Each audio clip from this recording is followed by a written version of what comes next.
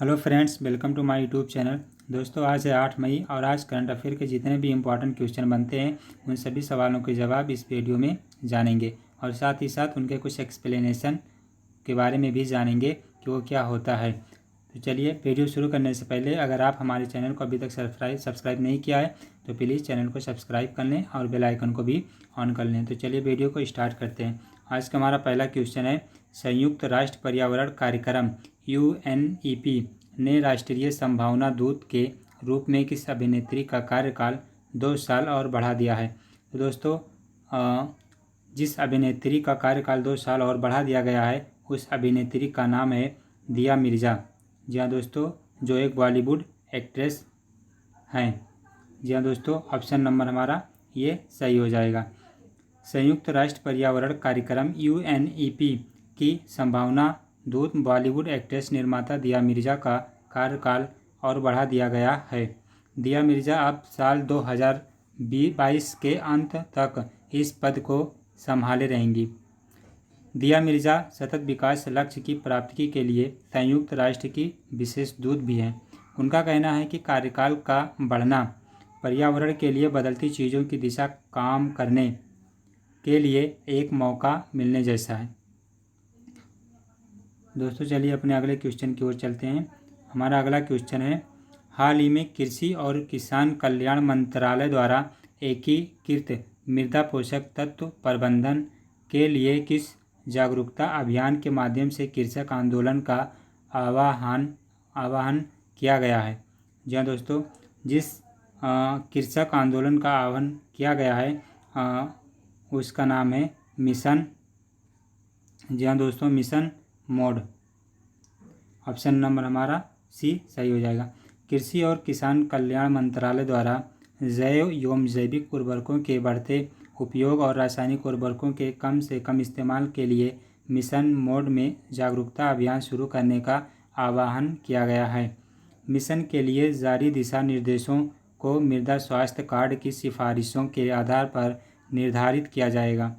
साल 2020 से साल 2021 के दौरान इस कार्यक्रम का मुख्य फोकस देश के सभी जिलों को कवर करते हुए 1 लाख से अधिक गांवों के किसानों को जागरूक करने पर होगा। ये हमारा अगला क्वेश्चन है, हाल ही में किस राज्य सरकार ने आयुष कवच नामक एक मोबाइल एप्लीकेशन लॉन्च किया है जिसे आयुष मंत्रालय विकसित किया जा गया है। जी हाँ दोस्तों, जिस राज्य सरकार ने आयुष कवच नामक मोबाइल एप्लीकेशन को लॉन्च किया है वो उत्तर प्रदेश। हमारा ऑप्शन नंबर ये सही हो जाएगा, उत्तर प्रदेश है। उत्तर प्रदेश सरकार ने आयुष कवच ऐप लॉन्च किया है। कोरोना की महामारी के बीच लोगों की सुरक्षा को देखते हुए इसे बनाया गया है। राज्य के आयुष विभाग ने इसे तैयार किया है। मुख्यमंत्री योगी आदित्यनाथ ने ऐप को लॉन्च करते हुए बताया कि ये ऐप आयुर्वेद में मौजूद जड़ी बूटियों और चिकित्सा पद्धति पर आधारित है। यह एप्लीकेशन कोविड-19 से लड़ने की प्रक्रिया में प्रतिरक्षा को बढ़ावा देने हेतु स्वास्थ्य उपचार और उपाय प्रदान करने के उद्देश्य से शुरू किया गया है। हमारा अगला क्वेश्चन है,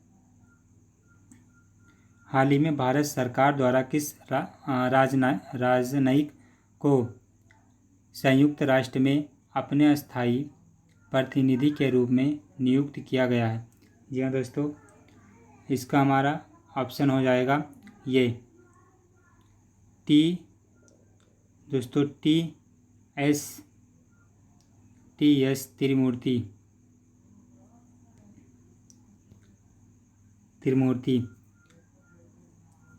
अस्थाई मिशन वह राजनयिक मिशन है जिसमें संयुक्त राष्ट्र के प्रत्येक सदस्य राज्य द्वारा अपना एक अस्थायी प्रतिनिधि संयुक्त राष्ट्र में नियुक्त किया जाता है। इस अस्थायी प्रतिनिधि को संयुक्त राष्ट्र का राजदूत भी कहा जाता है। वर्तमान समय में संयुक्त राष्ट्र में अवर सचिव जनरल और सहायक महासचिव के वरिष्ठ पदों पर 8 भारतीय नियुक्त हैं। ये साल 1985 बैच के भारतीय विदेश सेवा के अधिकारी हैं।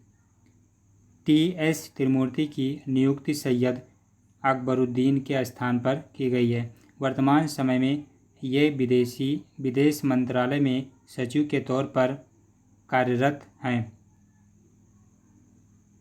हमारा अगला क्वेश्चन है, केंद्रीय मंत्री नितिन गडकरी ने हाल ही में कहा कि सरकार अगले कितने वर्षों में राजमार्गों के निर्माण पर 15 लाख करोड़ रुपए खर्च करने की योजना बना रही है। यह दोस्तों हमारा इसका सही ऑप्शन हो जाएगा डी 2।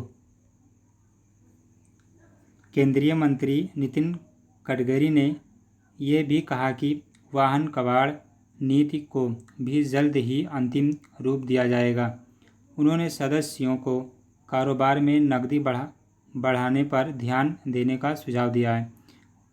उन्होंने कहा कि उद्योग को इनोवेशन, तकनीकी और कौशल विकास पर फोकस करना चाहिए ताकि वैश्विक बाजार में प्रतिस्पर्धी बनाया जा सके। हमारा अगला क्वेश्चन है, हाल ही में अमेरिकी पत्रिका फोर्ब्स ने फोर्ब्स इंडिया बिलियनियर्स लिस्ट 2020 जारी की है। इस लिस्ट में पहले स्थान पर कौन है? जी हाँ दोस्तों, हमारा सही ऑप्शन हो जाएगा डी। इस लिस्ट में सबसे पहला जो नाम है वो मुकेश अंबानी का है, जिनको तो आप सभी जानते होंगे। इस सूची में रिलायंस इंडिया के chairman Mukesh Ambani 36.8 billion dollar की संपत्ति के साथ अपना पहला स्थान बरकरार रखा है और वह मौजूदा समय में भारत के सर्वाधिक अमीर व्यक्ति हैं। हालांकि मुकेश अंबानी की कुल संपत्ति में बीते वर्ष के मुकाबले 13.2 बिलियन डॉलर की कमी आई है, किंतु इसके बावजूद भी वह पहले स्थान पर मौजूद हैं। वहीं स्टॉक मार्केट में गिरावट के बावजूद भारतीय व्यवसायी राधाकिशन दमानी 13.8 बिलियन डॉलर की संपत्ति के साथ भारत के दूसरे सबसे अमीर व्यक्ति बन गए हैं। चलिए हमारा अगला क्वेश्चन है, हाल ही में किस संस्था द्वारा प्रकाशित लास्ट एट होम रिपोर्ट के अनुसार वर्ष 2019 में लगभग 13 मिलियन लोगों का आंतरिक रूप से विस्थापन हुआ? जी हाँ दोस्तों, हमारा सही आंसर हो जाएगा बी, संयुक्त राष्ट्र बाल कोष। संयुक्त राष्ट्र बाल कोष द्वारा प्रकाशित लास्ट एट होम रिपोर्ट के अनुसार वर्ष 2019 में लगभग 33 बिलियन लोगों का आंतरिक रूप से विस्थापन हुआ है। विस्थापित लोगों में भारत 12 मिलियन बच्चे थे। इनमें से लगभग 3 मिलियन बच्चों का विस्थापन संघर्ष और हिंसा के कारण जबकि 2 मिलियन का विस्थापन प्राकृतिक आपदाओं के कारण देखा गया। रिपोर्ट के अनुसार वर्ष 2019 में भारत में प्राकृतिक आपदाओं, संघर्ष और हिंसा के कारण 5 मिलियन से अधिक लोग आंतरिक रूप से विस्थापित हुए हैं। दोस्तों हमारा अगला क्वेश्चन है, रक्षा मंत्री राजनाथ सिंह ने सैन्य इंजीनियरिंग सेवा में कितने पदों को समाप्त करने के प्रस्ताव को मंजूरी दे दी है? जी हाँ दोस्तों, हमारा सही जवाब हो जाएगा सी। जो रक्षा मंत्री राजनाथ सिंह हैं उन्होंने 9,304 पदों को समाप्त करने की मंजूरी दे दी है। रक्षा मंत्रालय द्वारा यह फैसला लेफ्टिनेंट जनरल डीबी की सिफारिशों के अनुरूप लिया गया है। लेफ्टिनेंट जनरल शेख टकर की समिति ने सशस्त्र बलों की युद्ध क्षमता और असंतुलित रक्षा व्यय को संतुलित करने के उपाय का सुझाव देते हुए ये प्रस्ताव रखा था। रक्षा मंत्रालय ने एक बयान में कहा कि MES के इंजीनियर इन चीफ के प्रस्ताव के आधार पर समिति द्वारा की गई सिफारिशों के अनुसार मूल और औद्योगिक कर्मचारियों के कुल 13,157 रिक्त पदों में से MES में 9,304 पदों को समाप्त करने की मंजूरी दी गई है। दोस्तों, हमारा अगला क्वेश्चन है, हाल ही में किसने श्रम ब्यूरो के नए महानिदेशक के रूप में पदभार ग्रहण किया? दोस्तों, हमारा इसका सही जवाब हो जाएगा option number B, DPS Negi ने। जी हाँ दोस्तों, DPS नेगी ने श्रम ब्यूरो के नए महानिदेशक के रूप में पदभार को ग्रहण किया है। भारतीय अर्थ सेवा के अधिकारी DPS नेगी ने हाल ही में श्रम ब्यूरो के महानिदेशक का पदभार संभाला। श्रम एवं रोजगार मंत्रालय के तहत काम करने वाला ये ब्यूरो श्रमिकों, रोजगार और खुदरा मुद्रास्फीति से संबंधित आंकड़े जुटाने और उनके विश्लेषण का काम करता है। महानिदेशक के अलावा नेगी मंत्रालय के वरिष्ठ श्रम एवं रोजगार सलाहकार भी होंगे।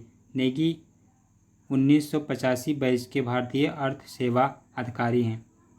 दोस्तों, हमारा आज का अगला और लास्ट क्वेश्चन है, केंद्र सरकार के अनुसार विदेश में फंसे भारतीयों को वापस लाने के लिए किस मिशन के तहत 7 से 13 मई के दौरान 64 उड़ानें संचालित की जाएंगी? जी हाँ दोस्तों, इसका सही जवाब है वंदे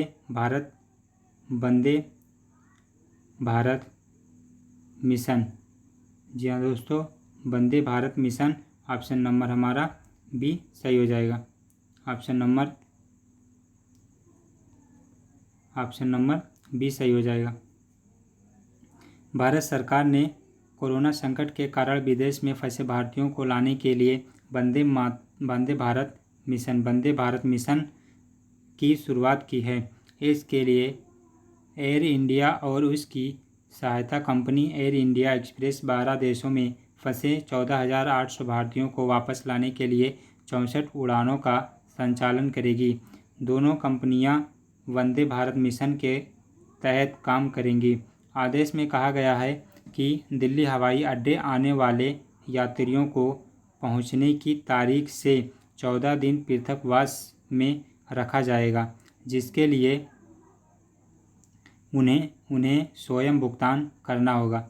जी हाँ दोस्तों, जो विदेश से लोगों को लाया जाएगा, उन्हें दिल्ली पहुंचने पर उन्हें वहाँ वहाँ रखा जाएगा और जो उनका खर्चा आएगा, चार्ज लगेगा, वो उन्हीं को ही पे करना होगा। उन जो खर्चे होंगे उनका पैसा उन्हीं को ही देना होगा। तो दोस्तों, वीडियो अच्छी लगी हो तो वीडियो को लाइक करें और अपने दोस्तों को शेयर करना ना भूलें। तो चलिए मिलते हैं कल ऐसे ही एक और वीडियो में। तब तक के लिए खुदा हाफिज़।